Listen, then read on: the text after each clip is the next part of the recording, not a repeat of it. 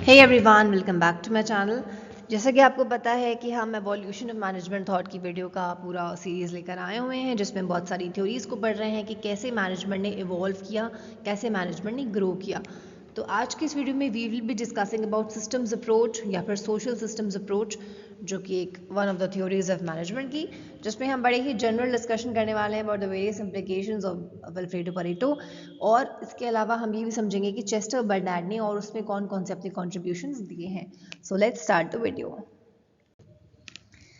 सबसे पहले हम आ जाते हैं ब्रीफिंग के ऊपर, मीनिंग के ऊपर। मीनिंग समझ लेते हैं। Social systems approach of management has extended the implications of human relations approach further. This approach was introduced by Vilfredo Pareto, a sociologist. Alright, human relations theory कौन सी होती है? Human relations theory is the Hawthorne experiments, जो कि Elton Mayo ने करे थे।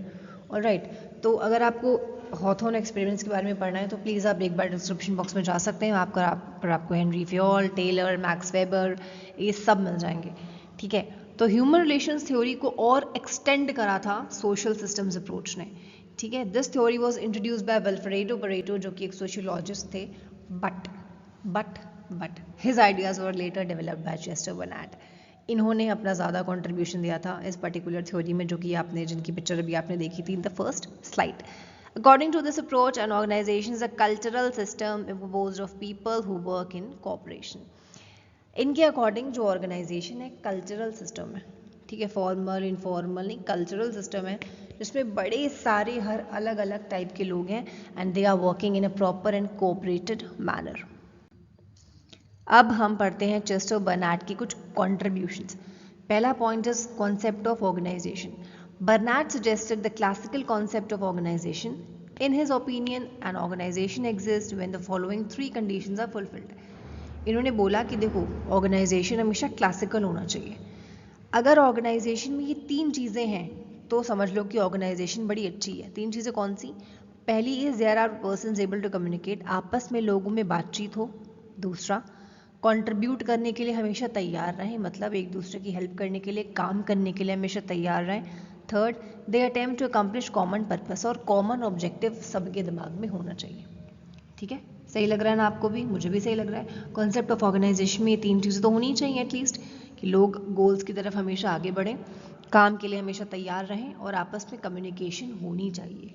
ठीक है, अगर आपस में कम्युनिकेशन है तो हम ये मान सकते हैं कि फिर डिस्कॉर्ड नहीं होगा, फिर हारमनी होगी, फिर लड़ाई झगड़ा नहीं होगा अगर आपस में बातचीत है तो। ऑलराइट, तो इन तीन चीज़ों का प्रेजेंट होना is very important according to Barnard in an organization. Second is formal and informal organization. ये तो हम सबको पता है कि जो ऑर्गेनाइजेशन है वो दो तरह की हो सकती है। एक तो आपकी फॉर्मल होती है, दूसरी आपकी इनफॉर्मल होती है। Formal is consciously coordinated, having common purpose, while informal refers to social interactions with no common goal. देखिए, ऑर्गेनाइजेशन में अगर हम किसी कंपनी में जाकर जॉब करते हैं ना, तो हमें पता होता है कि हमारा टीएल ये है, हमारा बॉस ये है, हमारा ये हमारे बॉसेस हैं। ऑलराइट, फिर हमें ये भी पता होता है कि हमारे कलीग्स कौन कौन है। ठीक है, हमें ये भी पता होता है कि हमसे जूनियर कौन कौन है, हमें सब कुछ पता होता है। ठीक, ये हमें कैसे पता चला? ये बातें हमें कंपनी ने बताई कि सुनो बेटा, ये तुम्हारे बॉस हैं, ये तुम्हारे कलीग्स हैं, आपको कोई प्रॉब्लम है तो आप अपने इस बॉस से पूछ सकते हैं, ये आपके जूनियर्स हैं, इन्हें कोई प्रॉब्लम होगी तो आप इन्हें गाइड कर सकते हैं। तो ये वो वाला रिलेशन होता है जो हमें ऑर्गेनाइजेशन क्रिएट करती है, हमें बताती है कि this is your boss and this is not your boss, everyone. और वो सब एक ही पर्पस की तरफ काम करते हैं, टू अचीव ऑर्गेनाइजेशनल गोल्स। लेकिन जो इनफॉर्मल ऑर्गेनाइजेशन होती है वो हम क्रिएट करते हैं कॉन्शियसली, अपने आप जानबूझ के, एंड सोशल इंटरेक्शन करने के लिए। ठीक है, अगर हमने अपनी कलीग में एक हमारी फ्रेंड बन गई, बहुत अच्छी फ्रेंड बन गई, क्या हमसे हमारे ऑर्गेनाइजेशन ने बोला था कि तुम उसी को अच्छी फ्रेंड बनाना? Answer is no. तो इनफॉर्मल रिलेशंस अपने आप बन जाते हैं। किसी से आपकी बन गई, किसी से आपकी अच्छी बात होती है, किसी से आप कैंटीन में जाकर समोसा खाते हो साथ में, तो आपकी आपस में दोस्ती हो जाना is your own social interaction. वहाँ पर कंपनी आपसे नहीं बोलती कि बेटा इससे बात करो, उससे नहीं करो। वो आपको केवल आपको काम की बातें जिनसे जिनसे कर रही हैं वो आपको केवल वही बताता है। ठीक, दोस्ती निभाना इज़ अगेन ऑल इनफॉर्मल, वो आप खुद करते हो अपने सोशल इंटरेक्शन के लिए। और क्या सोशल इंट्रैक्शंस में क्या कोई कॉमन गोल होता है? नहीं। फॉर्मल में क्या कोई कॉमन गोल होता है? यस।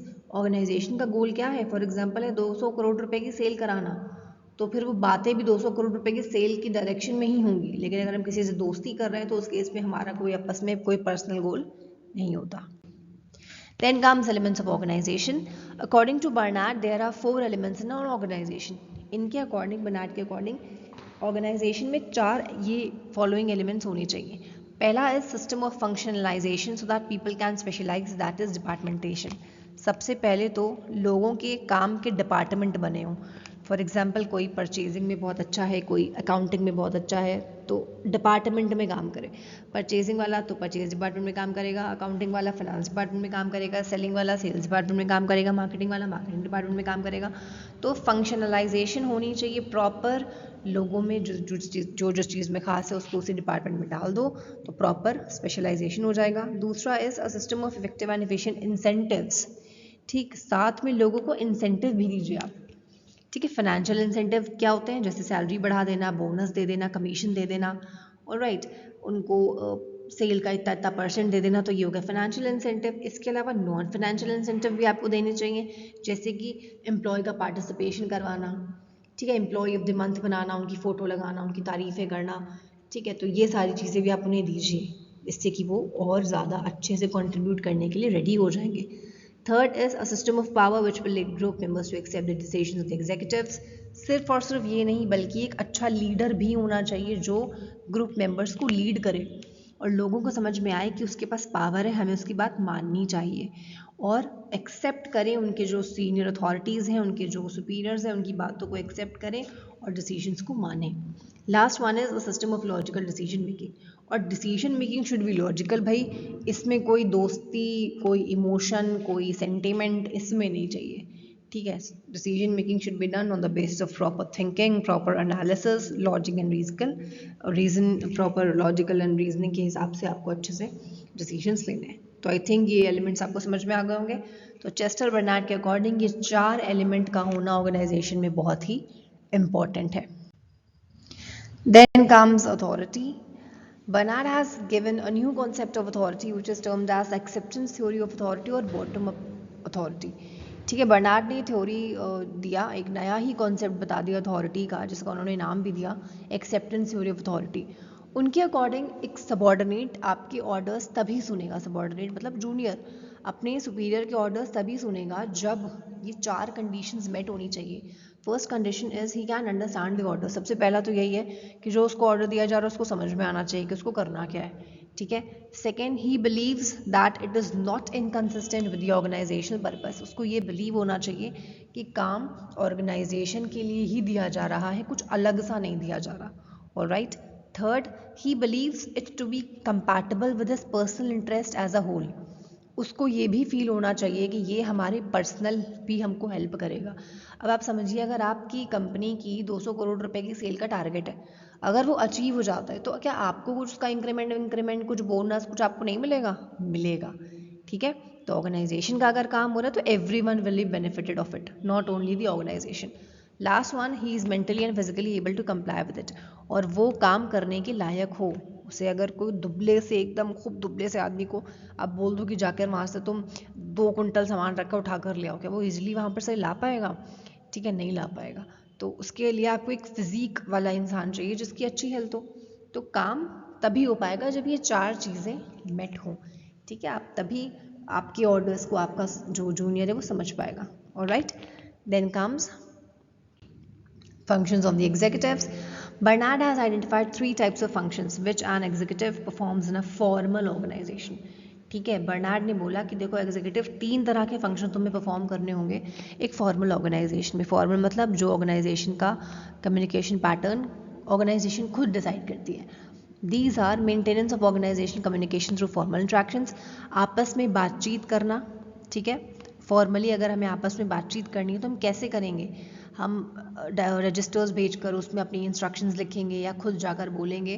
तो प्रॉपर इंटरेक्शन होना ज़रूरी है.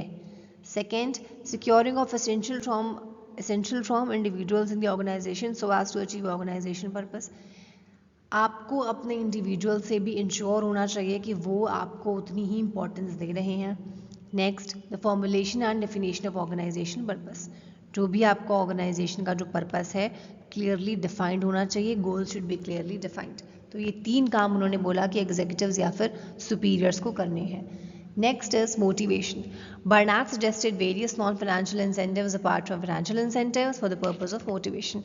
देखिए फाइनेंशियली आप किसी को कमीशन दे दो, सैलरी बढ़ा दो उसकी, ठीक है, बोनस दे दो उसको, प्रॉफिट शेयरिंग दे दो, वो तो चलो ठीक है, लेकिन बर्नार्ड ने फाइनेंशियल के अलावा नॉन फाइनेंशियल इंसेंटिव्स भी बताए थे, ठीक है, कि आप अपने एम्प्लॉयज़ की तारीफ़ करिए, अगर उन्हें कभी डिमोटिवेट फील हो रहा तो आप उन्हें मोटिवेटेड फील करवाइए, आप उन्हें जॉब एनरिचमेंट दीजिए, उन्हें और भी ज़्यादा काम दीजिए, उनके सुपीरियर्स का धीरे धीरे काम सिखाइए, उनको रिकॉग्नाइज करिए, उनको एम्प्लॉय ऑफ द मंथ बनाना या ये सारी चीज़ें करिए, जिससे कि उन्हें फील होना चाहिए that they are also the part of the organisation, ठीक है, वो केवल वर्कर ना रह जाए।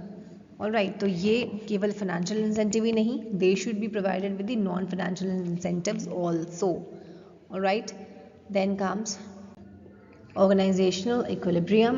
Organizational equilibrium refers to matching of individual efforts and organizational efforts to satisfy individual, ठीक है, दोनों तरफ से देखिए एफर्ट होना चाहिए, इंडिविजुअल इंसान भी एफर्ट लगाए एंड ऑर्गेनाइजेशन भी एफर्ट लगाए। This equilibrium is not static but dynamic, ये इक्विलिब्रियम हमेशा डायनामिक रहता है, कभी ऑर्गेनाइजेशन ज़्यादा एफर्ट लगाती है, कभी वर्कर ज़्यादा एफर्ट लगाता है, ठीक है। Demands and aspirations of individuals change and the organisation has to cope up with the dynamic situations, धीरे धीरे लोगों की डिमांड चेंज होती है, तो ऑर्गेनाइजेशन को भी इन सब चीज़ों का ध्यान रखते हुए भी अपने यहाँ चेंजेस करने चाहिए। All right, so that this equilibrium should be always be maintained. All right, so this is it for today. Social systems approach बड़ा ही छोटा सा अप्रोच है, आई होप आपको चेस्टर बर्नार्ड के कॉन्ट्रीब्यूशन समझ में आ गए होंगे। In case of any doubt, in case of any query, please use the comment box, and thank you so much for watching the video.